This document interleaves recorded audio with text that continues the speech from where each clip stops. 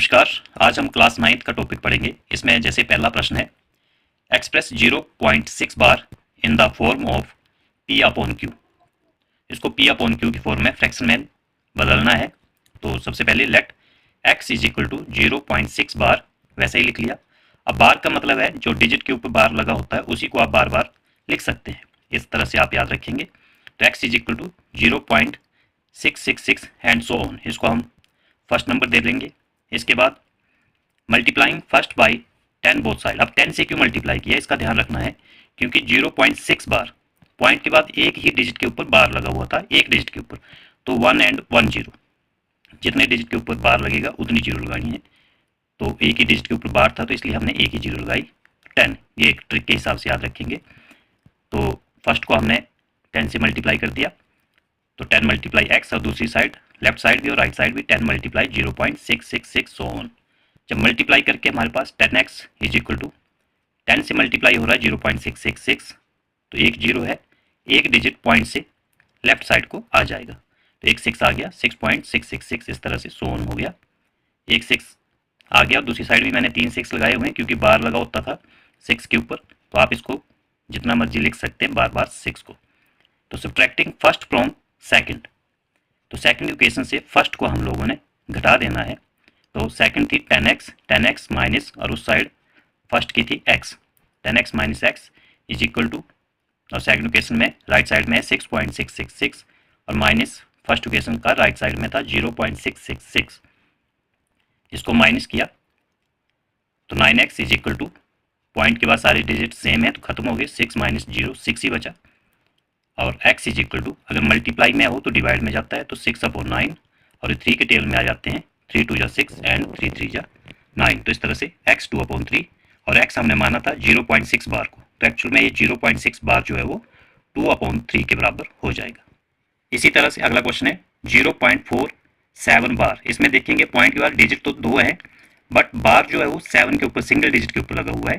तो इसी तरह से x is equal to 0.47 bar, x is equal to 0.47 के ऊपर बार लगाया, तो 7 को रिपीट करके लिख सकते हैं 7 7 इस तरह से, और इसको फर्स्ट इक्वेशन नाम दे दिया। अब इसको भी मल्टीप्लाइंग फर्स्ट बाई 10, 10 से इसलिए किया क्योंकि बार सिर्फ एक डिजिट के ऊपर लगा हुआ था, तो एक जीरो लगाएंगे, तो 10 हुआ बोथ साइड, तो 10x, और मल्टीप्लाई दूसरी साइड राइट साइड में 10 मल्टीप्लाई 0.477, एक जीरो है तो एक डिजिट पॉइंट से आगे आ जाएगा डेसिमल से, 4.777 सो ऑन। सेकेंड इक्वेशन नाम दे देंगे। इसमें भी subtracting first from second, second से पहली को हम लोग सब्ट्रैक्ट कर देंगे, घटा देंगे। तो ये 10x minus x is equal to 4.777 minus 0.477, और ये माइनस करके हमारे पास जब साइड में माइनस किया हुआ है 10x minus x 9x is equal to 4.3 लिख लेंगे। 3 के बाद 0 0 था, इसको लिखने की जरूरत नहीं है।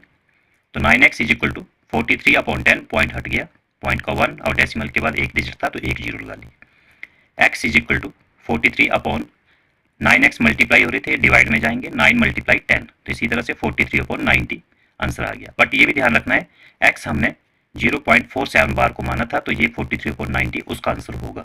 इसी तरह से एक नेक्स्ट क्वेश्चन है, express 0.001 bar in the form of P upon Q। इसको सोल्व करेंगे। Let x is equal to 0.001 bar और x इज इक्वल टू, अब इसमें ध्यान देना है कि तीनों डिजिट के ऊपर बार लगा हुआ है, तो तीनों डिजिट रिपीट होंगे, 0.001 001 एंड सो ऑन। इसको फर्स्ट नंबर दे देंगे। अब इसमें यह भी ध्यान रखना है कि मल्टीप्लाइंग फर्स्ट बाई 1000 इसलिए किया क्योंकि पॉइंट के बाद तीनों डिजिट के ऊपर बार लगा था, तो 3 जीरो लगानी है और 1, तो 1000 हुआ। तो दोनों साइड 1000 से मल्टीप्लाई करेंगे, तो 1000x is equal to 1000 multiply और 0.001 001 सो ऑन, और ये 1000x is equal to minus किया, मल्टीप्लाई करके ये 1.001 001 इस तरह से हो गया, क्योंकि 3 जीरो थे तो 3 डिजिट छोड़ के पॉइंट के आगे ले आएंगे, तो 0 0 आगे वाले लिखने की जरूरत नहीं है, 1 आ जाएगा direct. Subtracting first from second, इसमें भी सेकंड से फर्स्ट को सब्ट्रैक्ट कर देना है, घटा देना है। तो सेकंड लेफ्ट हैंड साइड में 1000x है और फर्स्ट लेफ्ट हैंड साइड में x है, तो माइनस कर दिया। इसी तरह से राइट हैंड साइड में चलते हैं, सेकंड वाली है 1.001 001 और माइनस फर्स्ट इक्वेशन है सेकंड साइड 0.001 001। तो इसको माइनस करके 999x इज इक्वल टू, अब दूसरी साइड 1 ही बचेगा, और इस तरह से x इज इक्वल टू 1/999, और x 0.001 बार है तो ये इसकी वैल्यू आ जाएगी 1/999। आई होप आप लोगों को समझ आई होगी।